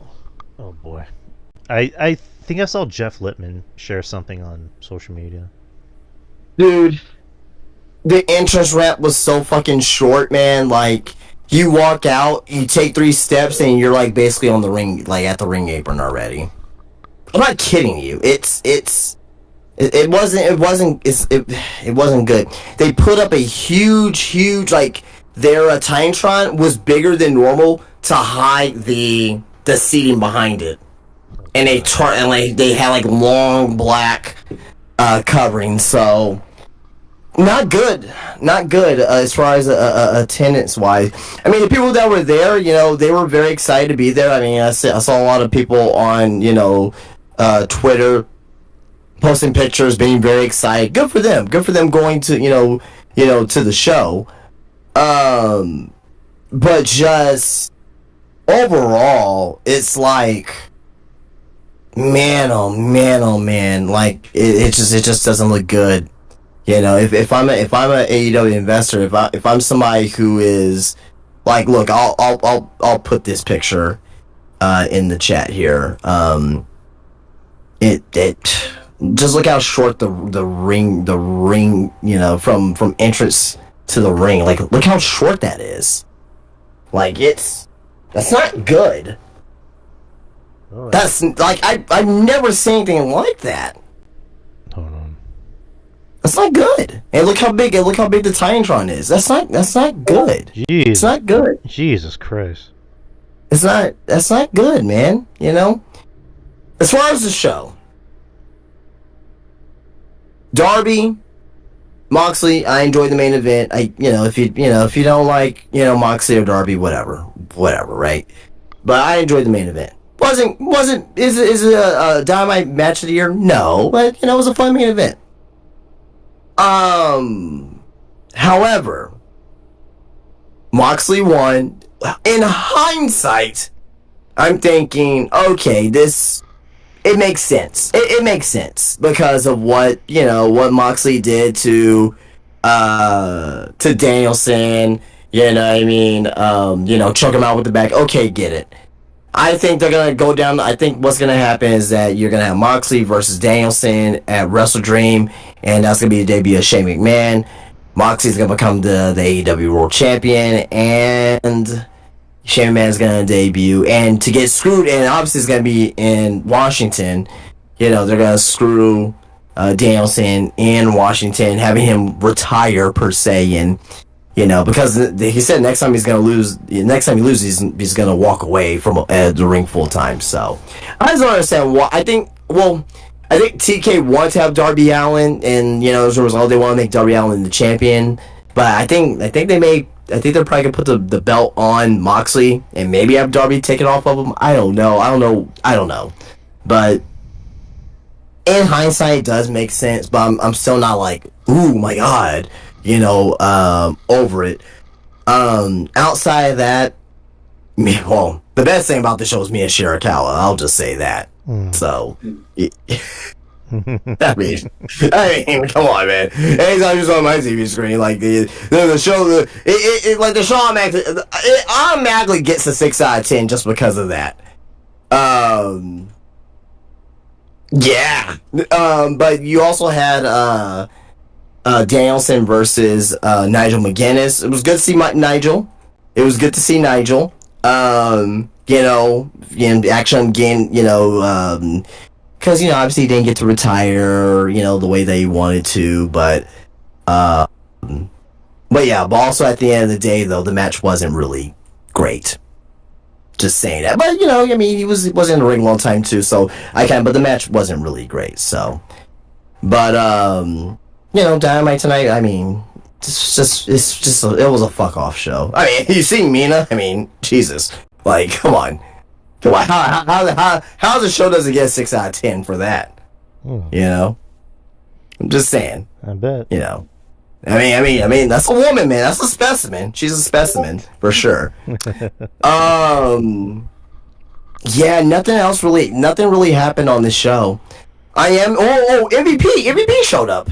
Oh, yeah, I forgot about that. Yeah, MVP showed up. So there was someone backstage. Well, I mean, apparently Powerhouse Hobbs was watching backstage when MVP was out there. Maybe there's gonna be some correlation. I don't know. You know, I mean, he wasn't like in, you know, attire or anything. He was just like in, you know, just in regular clothes, pretty much. So maybe he's gonna be working with him. But the story is that. You know, Prince Nana came out there to give an update about Swerve, and he said, "Oh, he's not ready, you know, back ready to compete."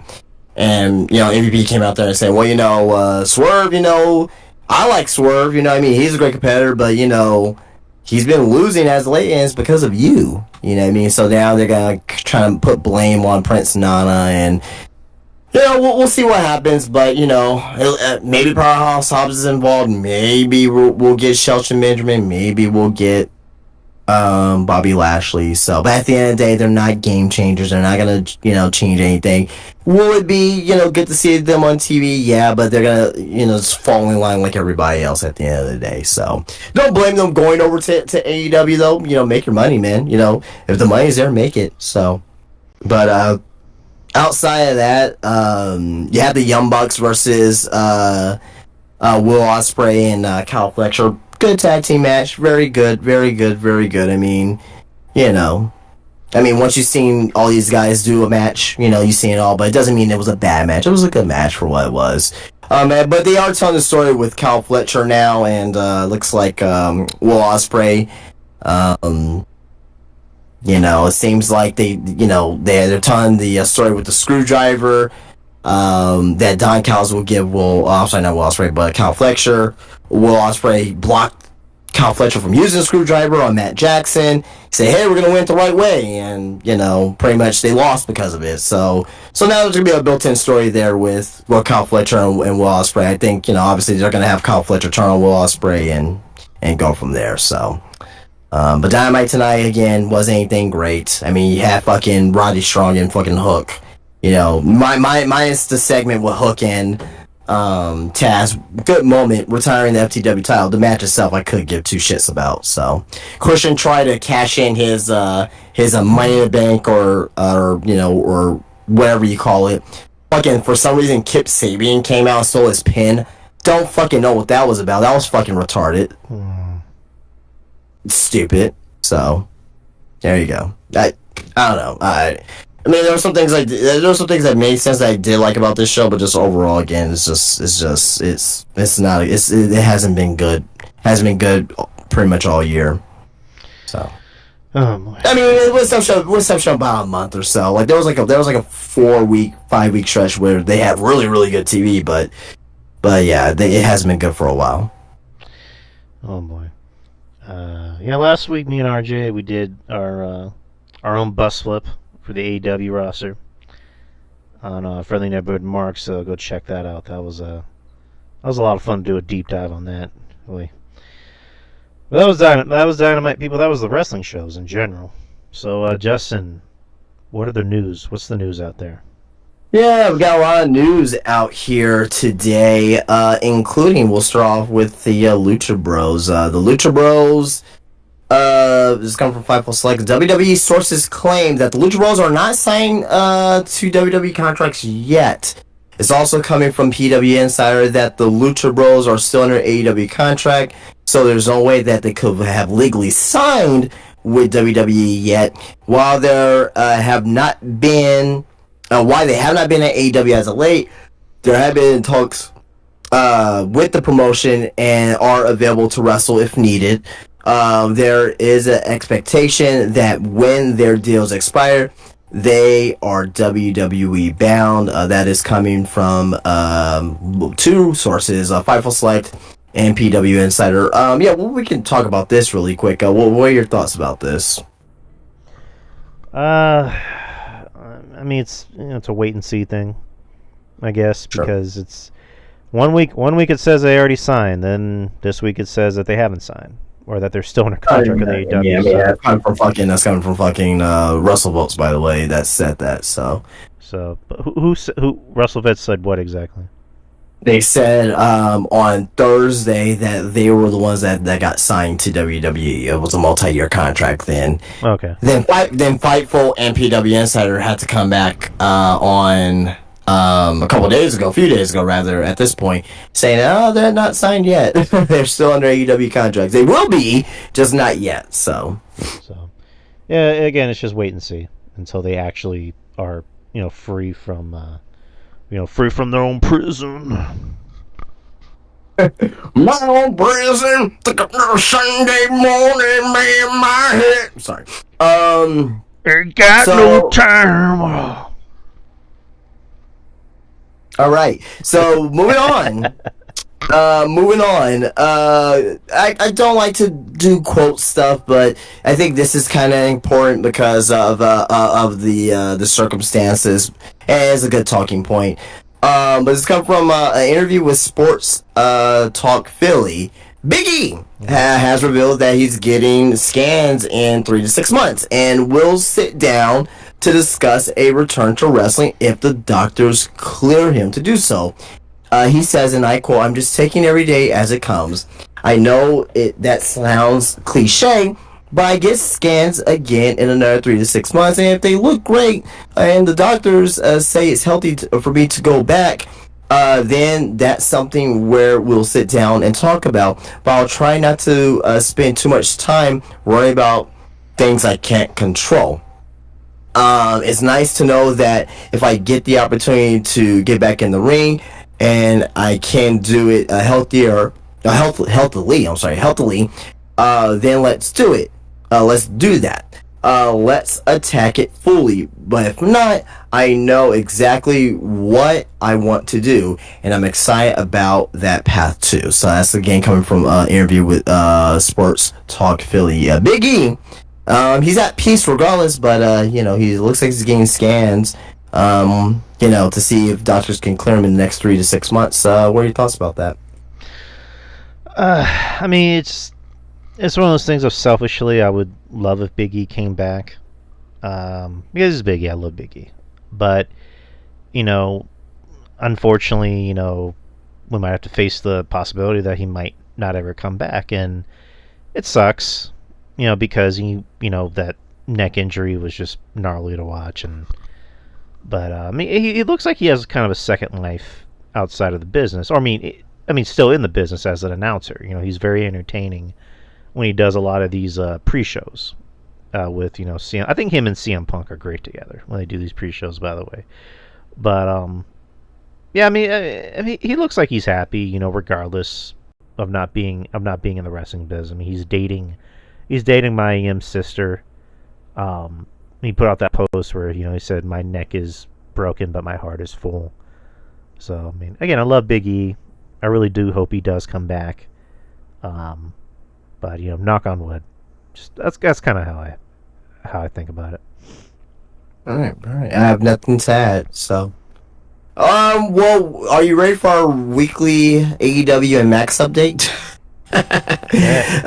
This is coming from Andrew Zarian via the Mcmahon podcast, who's also from Wrestling Observer newsletter, working for Mr. Meltzer. AEW pay-per-views will reportedly be landing on Max in January. They will be on Max in January. They could do it sooner, but I do know that they're playing on January. I do know that pay-per-views are going to be on there. They don't have any exclusivity on the pay-per-views, so it will be available in other places. It's like WWE is. You can still order those pay-per-views that are available on Peacock. So I don't know if you haven't really thoughts about this outside of what we're normally saying, but that is an update from for AEW and Max. So it looks like it looks like it's getting very close. And I think their 5th anniversary show is next week. Mm-hmm. So I believe they could make an announcement next week, possibly. And I think 3 months that will be appropriate too. So, but yeah, any quick thoughts about that before moving on? I don't really have any thoughts that I haven't already said before. So yeah, no, I get it. So, all right, moving on. Many within the industry believe that AJ Styles' WWE contract expires later this year or early 2025. That is coming from Fightful Select. Quick, do you think AJ Styles? Wait. Okay, I'll give you 3 options. What do you think AJ Styles is gonna do? Resign with WWE, retire, or sign with AEW? Or maybe TNA too. You could add TNA in there too. So it personally wouldn't really surprise me if he did either of those things, because like if he decides to stay with WWE and then they kind of make him like a player coach mentor, or I guess more than he already is, it wouldn't shock me, because they seem like they love him up there and he seems like he loves being there. But it's also a thing of like, what else can he do? Because there was like a report came out saying like he wasn't even hurt. He's healthy. You just don't have anything for him to do. Same thing with Nakamura. They really don't have anything for him to do. So, and I think you pointed this out on the last show that WWE is going in a youth movement, and depending on who you are, whether you're somebody that can still show up in the main event scene and draw money, AJ Styles. As much as I love AJ Styles doesn't draw. Like AJ is a good hand, is the best way to put it, and fucking God help him the way he's built. You couldn't tell that he's in his 40s. Like he still works like he's still 30 something. So, it wouldn't shock me if he decides to go to AEW and maybe join his friends. Again, my worry if he goes to AEW, he's just gonna be another guy on the card. Hopefully that's not the case. Do you think he really cares about that at this point of his career? I mean, maybe not. I mean, kind of like with Kevin Owens, where Kevin Owens is friends with the Bucks, and maybe if Kevin Owens goes to AEW, he could be a main eventer. But again, it's one of those things where like, do you think they care? You think maybe they just want to make money and have a good job security? So I don't know. I really don't know, but it wouldn't shock me if either of those 3 things happened. So which one are you picking? I would say what I would prefer him to do would maybe sign with WWE and stay in a better job where he's not just going to be treated well, it seems kind of weird to say that now because he hasn't been on main television in a while, but I think for his psyche it'll be better to stay in WWE. Okay, I agree. I agree. That'll be my choice too. So, all right, Hikuleo. Haven't heard the name in a while, but he is signed to WWE, and coming from PW Insider, he has been added internally to the WWE NXT roster. So, Hikuleo, part of the Bullet Club, brother of the Tongans, right? Part of the Girls' Destiny in New Japan. Seems like he will be going to NXT according to PW Insider from what they're getting. So, do you think that'll be a good first step for Hikuleo? Yes, I think he does need a good. I think maybe this is an unpopular opinion. I think anybody that is not that new, or I guess new, but hasn't really had too much experience, in the wrestling business, they really do need to make their first stop in NXT. Unless you're like an AJ Styles, where you can like bypass the NXT system.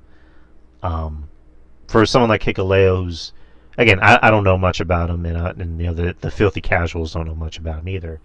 I think it's better for him to go to the not the main roster, to NXT, to kind of learn the WWE style and break him down a little bit and hone his skills. So yeah.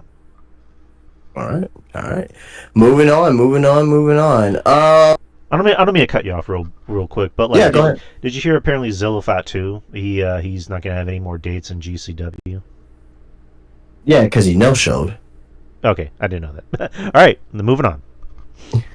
All right. Well, moving on here. Miro. Mm-hmm. I love Rusev. I love Miro. He's requested his release from AEW. So that's coming from Fightful Select. What do you think the future for Miro is? I personally think the future for Miro is not wrestling. I mean, because from what I heard, he already moved back to Bulgaria like a long time ago. Yeah. I know him and Lana, they split up like a long time ago. So, I don't see him wanting to be in wrestling anymore. He probably just wants to head home and just do whatever.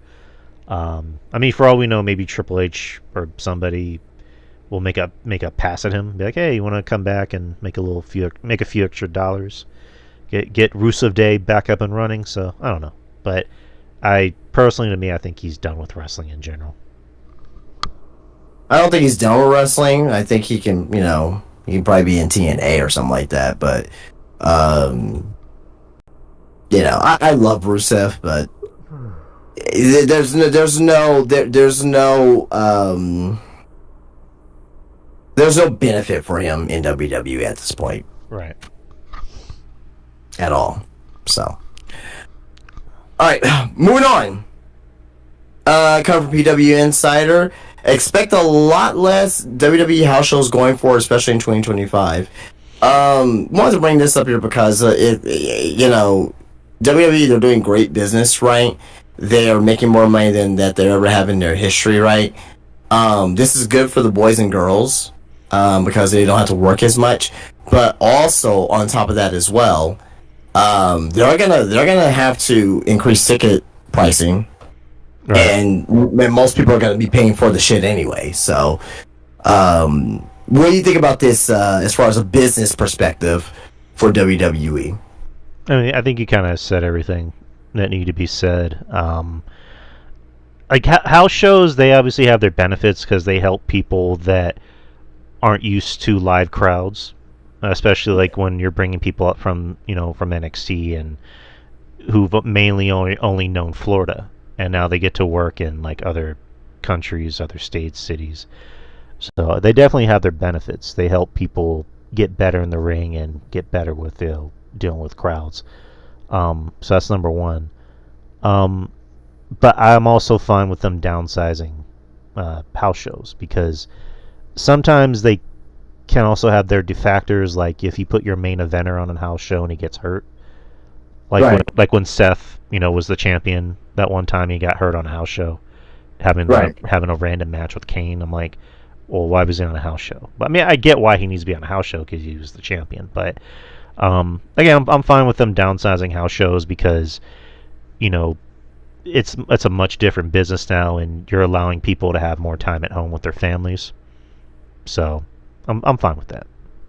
what do you say to the people that kind of like the Baron Corbins, the Braun? Well, Braun Strowman, he's on TV more now, but what do you say like to those people like who are not really getting the opportunity on shows like the Angel Garzas, Blair Davenport, Electra Lopez, people like that who are not really getting those opportunities, and they were getting those opportunities on house shows. And now it seems like it's not official, or anything like that, but it looks to be that a lot of those opportunities are getting taken away. Like, what would you say to that? Like, what would be one thing you would suggest to somebody like that? Well, it's kind of like what they're doing with NXT, where they're sending a lot of people to TNA and to Japan. Like, why not send Baron Corbin to Japan? Why not send Angel Garza to TNA? Well, but there's some people who don't really want to go to Japan. You know what I mean? There's some, Right. the opportunities will probably be given, but it's like, Well, like, it's kind of like an idea. It's like, if you don't have anything to do, if you don't have anything for Cross to do, why not put Cross in TNA? Because Cross used to be in TNA. right. Or Japan loves their big guys. But again, I get what you're saying. But again, they have not really utilized main roster guys for TNA. It's really like a breeding ground for NXT and more. I've seen, what I've seen lately though. I've seen. Do you follow reality of wrestling? Do I follow what? Reality of wrestling. That's Booker T's Fed, right? Right. Yeah. Yeah. Yeah. So I don't know if you. No, I don't know. Pay attention. If not, that's fine. But he's been getting NXT folks booked on those shows. Not like fucking Trick Williams. Well, he was there for like a couple years ago, but like not like Ethan Page or Javon Evans or anything like that. But like Brinley Reese, she was there. They had Tatum Paxley there not long ago too as well. So they've been utilizing the Lord Card talent. So if anything, I think an equivalent would be like GCW, because they have been doing that for like the Josh Barnett's Bloodsport. So maybe like a Right. GCW, or maybe like or maybe like a big local, like where they're in Texas, right? Hey, let's send Baron Corbin down to RCW. Let's just see, we try to give him a match book with the champion down in RCW, or hey, let's send Angel and Alberto, down to Reality of Wrestling and have them face their tag champ, something like that. I think that would be better because. It's gonna help those particular promotions, but also B, you get to scout local talent and see like, okay, are these guys ready for NXT? Can we bring them in? Can we mold them? It'll be like a scouting too as well, not just for the match that talent is from WWE, but also as well everyone that's on the card. It'll be a big standout for them. So I think there's a better way of doing it, just saying them like, oh, just go to TNA, because I think TNA is really for NXT folks. Well, I think there's other ways that they can go about it. Right. No. I get you. Like, and I forgot about the Bloodsport stuff and GCW stuff like that. I thought that was pretty cool when they sent Shayna down to Bloodsport. No, but again, it's just me maybe overbooking. Like, I'm just thinking about maybe some good wrestling matches. Like, what about Carmelo Hayes going down to TNA wrestling Dolph Ziggler? Like, that'd be fun. That'd be fun. I mean, that's fine, but I mean, I think it from a business aspect. Like, I mean, it's cool, but like, I don't think it's not a benefit. I mean, it's not really a benefit. It's a benefit to TNA, but it's not really a benefit to Carmelo. Like, right. He's doing great on the main roster right now. Well, yeah, I'm using somebody that's actually doing something. I mean, right. Again, just like people that aren't really doing anything, like send Apollo Crews to TNA. Have them do something, that's fair. Like Japan loves their big guys. Like, have Baron Corbin go to Japan and do an appearance. You know what I mean? I don't know. Just me trying to come up with ideas, because WWE is a much different business-oriented space right now, where they're all about, hey, let's work with others, let's play nice. Right. Right. So gotcha. Again, that's just me. Gotcha. Okay. Well, that's it there. I got one last story here, and, yeah. We like Alexa Bliss, right? I don't hate her. We like Alexa Bliss. We love her here.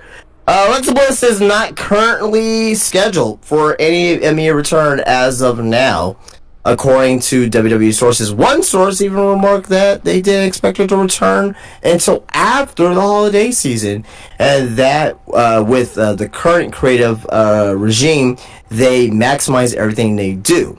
So there's no need to rush anyone or anyone or any story onto television. That's coming from PW Insider. So, she also posted like a picture of herself. I think it was like today or yesterday. I'm not too sure, but it seems like she's kind of teasing that she's going to be coming back very soon. And she had her child, right? So wanted to spend some time with her child, obviously, as a brand new mother. So obviously she wants to be a mother to her child. So, but Alexa Bliss, I mean, I think depending on what they bring her back, she's a veteran at this point. It's kind of crazy to say that she's a vet, right? Alexa Bliss. But she's a veteran at this point. I think she will add something to the women's division as well. She doesn't have to win titles or anything like that, but we know what Alexa Bliss could do. You know that she can be very charismatic. She can talk a little bit too as well. And she wasn't that bad in the ring, so I think it'll be a positive thing for her to come back. What do you think? I mean, I don't dislike Alexa Bliss. Alexa Bliss, for what it's worth, she sells merch. People, liked buying like the little the gloves with the skulls on them.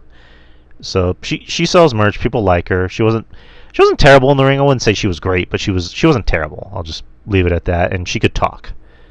I mean, I think allegedly the idea was when she came back, she was going to be in the White Six. That's kind of what I heard, but yeah, just good for her. She's taking as much time as she needs because she's a married woman and she's a mom. So congrats to her on that one. But yeah, just it's one of those things of like I don't hate her, but I don't. I'm not gonna say she's my favorite. I'll just leave it at that. I mean, do you think that she'll be an asset to come back? I think she has a nice ass. All right, she'll be a nice asset. She'll be an asset to whatever she joins. I'll just leave it at that. You hate her. I'm kidding. No. I'm kidding. I do. I despise her. No, but yeah. That's it. I'm good there. Let's end it with something because you brought up AEW having their 5-year anniversary next week. I believe it's next week. Yeah, it's coming up in the next couple weeks for sure. So you like lists, don't you? It's depending what they are. So I found a list. I found a list on the Sportster. Oh shit! And it's the 10 greatest moments in AEW's 5-year history, ranked. Okay, sure. All right, so I haven't looked at these choices, so I'm just gonna run them by you. Tell me what you think. I might chime in too, but number 10. Oh, I mean, it'll be fun that we'll talk about it together. Number 10, Stadium Stampede summed up AEW's perfect approach to the pandemic. The first one, yeah. Yeah. Oh, I love the first one. It was fucking chaos. Yeah, I mean, and it was a very unique way on doing something different, right? They made a brand new wrestling match because of the pandemic. Oh, we got this fucking stadium here. Might as well, what would it be if we just did a fucking wrestling match? In the entire stadium, and you had like the because it started off like because it was Matt Hardy was involved. I think it was like regular Matt Hardy, then you turned to broken Matt Hardy in the process. So yeah. And that was like, and that's when the cinematic matches, which have gone the way of the dinosaur at this fucking point. That's when cinematic matches were like all the rage too. So yeah. Yeah, I remember that. I have to hear the rest of the list, but so far I'm not mad at that. Right. Number 9. Well, what are your thoughts? Yeah, I mean, the first one was. I'm not gonna say it wasn't my cup of tea, but it was fun. I haven't seen the other ones. I don't watch the other Stampede matches anymore because they seem like they're being stupid for the sake of being stupid, rather than just being like stupid schlocky fun. But that's just my opinion. Number 9, Jon Moxley's debut was a wild way to close AEW's first ever pay-per-view. Yeah, that was definitely a top 10 moment. Yeah, that was making a statement to WWE. Yeah, he debuted attacking Kenny Omega, and then they had the Lights Out match. Yep. Which I remember actually liking. I enjoyed that match. I remember me and Ruben Prime reviewed that match on the show. I will argue that it's top 5 to me. I'm just saying, I'll argue it's top 5. I got here the rest of the list, but it's definitely top 10 for sure. Yeah. Number 8. Number 8. MJF cut the best promo in AEW's history during his feud with CM Punk. Which one? This was on the February 23rd, 2022 episode of AEW Dynamite. Let me just read it real quick. MJF became vulnerable in front of fans for the first time ever. He spoke about how Punk and wrestling. Oh, yeah. I didn't like that promo. I did not like that promo. It kickstarted that MJF's weird like phase into talking about his feelings, which I know does that not give him layers to his character? and gives the reason why he's a fucking miserable asshole.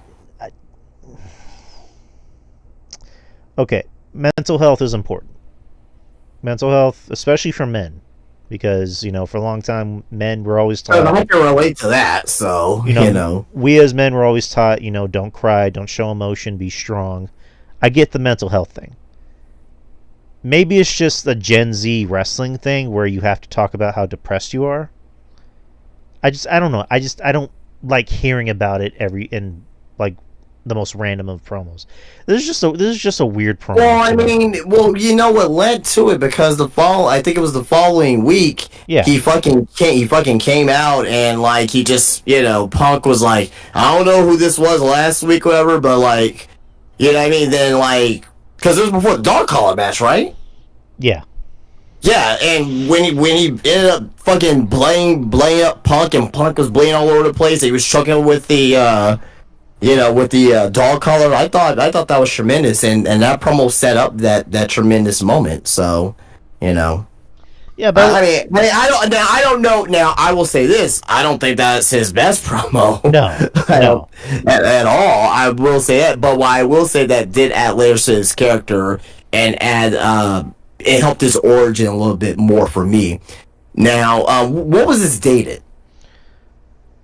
You mean the promo? No, the article. I think this is dated 3 days ago, actually. Well, okay, fair. Okay. No, then I disagree with this one. If an MJF promo needs to be here, there's other ones that should be there. Oh yeah. Number 7. Cody Rhodes versus Dustin Rhodes helped to truly establish AEW on its first night. I agree. Good 100%. Match. Very good match. It was a great match. I don't think there's much else that needs to be said. It was a good match. So yeah, the story was great. You know what I mean? Like, two brothers going at it, and it was a blood match, and literally blood. Both got, it was a 5-star match, that Meltzer gave it, and, deservedly so. So, still one of the best AEW matches of all time, too, as well. Definitely top 10. Yeah. Number 6. Sting's retirement match was booked perfectly at AEW Revolution 2024. Top 10 of all time. For what AEW, the identity of AEW and how they use their legends, especially Sting, I will have to agree. I think it's probably like lower. I'll have it lower on my list, but I agree. Him coming out to Seek and Destroy, him being out there with his sons and winning the title, and Darby, like the third son he didn't have. You know what I mean? So it's like, yeah. I think I tend to agree. It's a little bit too high for me, but I think I agree. Right. Yeah, great retirement match. I know we talked about it when we reviewed this show. It was a great retirement. That's probably if we're talking about retirement matches, It's one of the best ever. yeah, exactly. Number 5, Bryan Danielson's Wembley Championship win was electric. I don't know if I have that top 10. I loved the moment though. Yeah. I don't know if I have a top 10 just because of the build up to it. The story was like, it was story, but it wasn't like, damn, that strong. I want to have it over Dustin and Cody. I want to have that over Mox's debut. Right. I wouldn't. You know what I mean? I wouldn't. Great moment. I don't know if I have a top 10 though. Right. Top 20, top 25 for sure, but not. I don't think it's top 10. I don't think it's top 10. Number 4. No, what are your opinions on that? No, I agree. I mean, I think there's been other bigger moments in the company, you know, from earlier years. Especially stuff in the, I guess, the newer age of AEW have been kind of. Again, there's been some high spots. This is coming from a guy who hates AEW, quote unquote. But I mean, there's been some high spots. But in the earlier years, it was, I think, it was when the show was More special. more special. It seemed like something I'll put different. it to you this way. Don't say if it's on the list or not. But I would rather have Swerve. I'm sorry, Swerve's house getting burned down Jesus than Christ. that. Well, I mean, we're at number 4. Number 4. Adam Page's AEW World Championship victory is AEW's most satisfying moment ever. Oh yeah, yeah. The story build up to it was fucking fantastic. It's like it's one of their best. It's probably their best story to me. Let me slide that back. Top 3, but yeah, the build to it, oh fucking fantastic. Just everything, like, you know, just literally everything with the story. Like, that was Tony Khan's best, longest term story, because it took like, what was, like 2 years before he even won the title, right? Or however long it was. Like, it was spot on. I really enjoyed it. Now his title reign, that's something different. Yeah. But the build though, I thought it was tremendous stuff, man. That was the only AEW pay-per-view that I actually purchased. $50. So I purchased every AEW pay per view except for up to this year. right. Yeah, it was a big moment. Number 3. CM Punk's return to wrestling will always be iconic. What number is that? Number 3. That's, to me, that's number 1. Yeah. To me that's number. To me that's no. I gotta see the other 2. But to me, as of right now, that's number 1. Like, I mean, it's CM Punk. well, you know what? There's one that I will rival. There's one that I will actually rival for it to be number 1. And I'm pretty sure it's gonna be on this list, and we'll talk about it. But yeah, CM Punk returning, and you know, just fucking this is when Rampage was fucking actually important. And they set the second Rampage show for CM Punk's return, and the promo, and you know, people crying in the crowd, the emotion. Yeah, I thought that's one of the best moments in wrestling history. Right, like you brought CM Punk back to wrestling after being gone for 7 years. Without AEW, CM Punk would not be in WWE right now. Exactly. So this should definitely, in my opinion, be number 1. Number 2. I don't know why this is even on this list. Well, I don't know, maybe. Number 2, the end of All Out 2021 could be AEW's most surreal moment ever. Yep, and that's what I was gonna say. Yeah. Adam, at the time, you gotta think about it, at the time. Danielson coming out, or I'm sorry, Cole coming out, because we didn't know if Cole was gonna be with AEW or staying with WWE. As high as Adam Cole was, like, let's not forget how hot, he was with Undisputed Era in NXT. Right. Then Danielson coming out, like, was like, oh my fucking guy, you know what I mean? So, and plus, that was CM Punk's first match, too. So, this was my debate for number 1. Number 2, I think this will probably be my number 2, though. So, I have no complaints about it. It was one of the biggest moments because a lot of people, because at that point people were like, oh my god, AEW.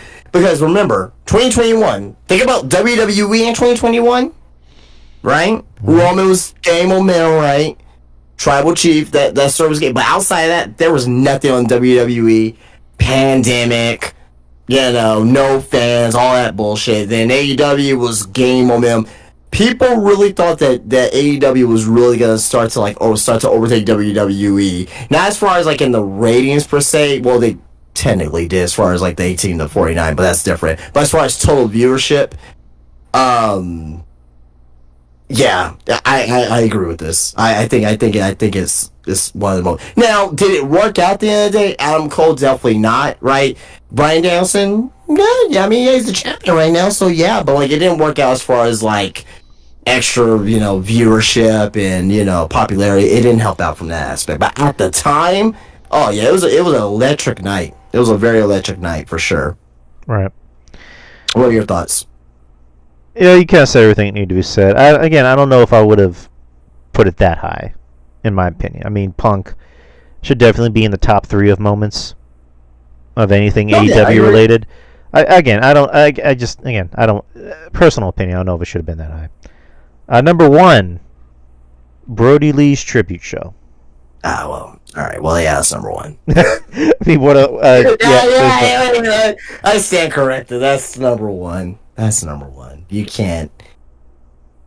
The best tribute show I've ever seen in my life, man. Yeah, I mean, it's so emotional, man. Like I cried. You know what I mean? I wasn't like a huge Brody Lee fan, but just with little Brody coming out holding like God, Jesus, man, like you can't help but ball. Fuck, it's like like best thing, probably the best thing Tony Khan's ever did. Production, retiring that version of the TNT Championship and giving it to the family, like you can't ask for anything more. So yeah, that's number 1. I wasn't thinking about that obviously, but yeah, that's definitely number 1 for sure. Yeah, and then Brody Lee became a traitor, and then went to the WWE and was on WrestleMania. Oh, I'm not good. I mean, he's a traitor. I'm playing. Yeah, I mean, we're talking about a sensitive moment here. I'm not gonna. I know. That's just my shtick. No, again, can't argue. It was an emotional show. Again, kind of like you, I wasn't the biggest. I'm not gonna say I was a huge Brody Lee fan, but I liked his stuff. I liked him as Luke Harper. I always thought he was a guy that was just criminally underrated, and they could have really done something with. But came to AEW, became a bigger star, and the short time he was there for obvious reasons. And I really liked the match that he had with Cody. Was it the dog collar match? That was the last match. That was tremendous. That was great. That was one of my favorite AEW matches. Yeah. That was when Cody had the black hair. Yeah. But that's what that was. You mean 2011 Cody? Well, I think he had the black hair because he was like filming a show or something like that. But I remember just feeling like the biggest asshole in the world because I would critique Brody's matches. I'm like, there's something off about him. And I remember when I was doing my year-end, awards, that I was actually getting ready to give him my least favorite wrestler of the year. Oh wow! And then when that happened, because that landed on the show, the day of the show, when I saw that, I'm like, I'm literally the biggest piece of shit in the world. So, because I remember me and RJ were doing that show. We were doing our year-end award show, and we talked about the tribute show and Brody. And when that happened, I was like, "Fuck! I can't give him that. No, I can't do that." I mean, just like that's why I still don't believe that a lot of people from last year that gave LA Knight and Bray Wyatt worst match of the year. Like, I can't do that. Like, I can't do that. That's insensitive. No. Very insensitive to do. And that was actually my choice of least favorite match of the year. But I was like, no, I can't do that. No, I gotta find something else. No, I can't do that. But that was the list, people. And that's the end of the show. We have no more show. We did 2 hours and 4 minutes. So again, I always have to thank Justin. Justin, thank you for tonight. Thank you for making the show work the way it always does. So thank you. Absolutely. Thank Absolutely. you, kind sir. Tell people about Spinebuster Tees and what of it. Yeah, Spinebuster Tees, spinebustertees.com. Follow me on there. You don't want to miss out on all the great stuff that I will be having coming to Spinebuster Tees. Don't want to say anything. It's not anything major or anything like that, but I'm always working on new stuff for the website and also as well. Inside my store, Spinebuster Tees on Instagram. Follow me on there. Keep up to date with everything that I have inside my shop, which is Spinebuster Tees at Wonderland of the Americas in San Antonio, Texas. Come and get your wrestling t-shirts, wrestling hats, wrestling socks, wrestling action figures, wrestling Funko Pops, wrestling trading cards, wrestling autographs, wrestling vintage wrestling magazines. So definitely come on in and come shoot the shit with me. And also on top of that as well, purchase something. Doesn't matter if it's a sticker. Anything helps. You know what I mean? This is my full-time gig, and I want to make it survive. So your support, I don't. How should I say? I don't survive or even thrive, without your support. So thank you. So, but yeah, Spinebuster Tees. Follow me on Spinebuster Tees on Instagram. Spinebuster Tees at Wonderlands of the Americas. And spinebustertees.com. Yes, sir. And the show, you can listen to the show anywhere where podcasts are distributed, like iTunes, like Spotify, like Spreaker. Just name a few. You can go on the YouTube channel, which I noticed a few people subscribe to the YouTube channel while we were recording. So, welcome to give them shout outs. So who subscribed? Do you have the information? If not, no big deal. Yeah, if you don't have it on I want these people to feel special. Looks like a fellow by the name of Vox Extremos 22 subscribed to the channel. So something happened to your mic, by the way. It seems like your mic switched. So probably want to switch it back. Hold on. Yeah, if not, it's okay. We're at the end of the show. So yeah, it's the end of the show. It's the end of the show. Fuck it. But yeah, just shout outs to everybody who are friends of ours who support the show, who support us, and yeah, just head over to the YouTube channel and subscribe, get those followers up, and social media, accounts, DY Experience at Twitter, Instagram, and yeah, that's about it. So we will see you next week for the experience. We'll be doing predictions for Bad Blood. And we'll also be doing the Bad Blood post show live on here and also on the YouTube. That show starts at 5. So I'm thinking it might end around 7:30. So what time do you want to do that show? We'll just shoot. Well, it may be a 3-hour show. No, it starts at 6. No, it starts at 5. Doesn't it? It's 6 o'clock Eastern time.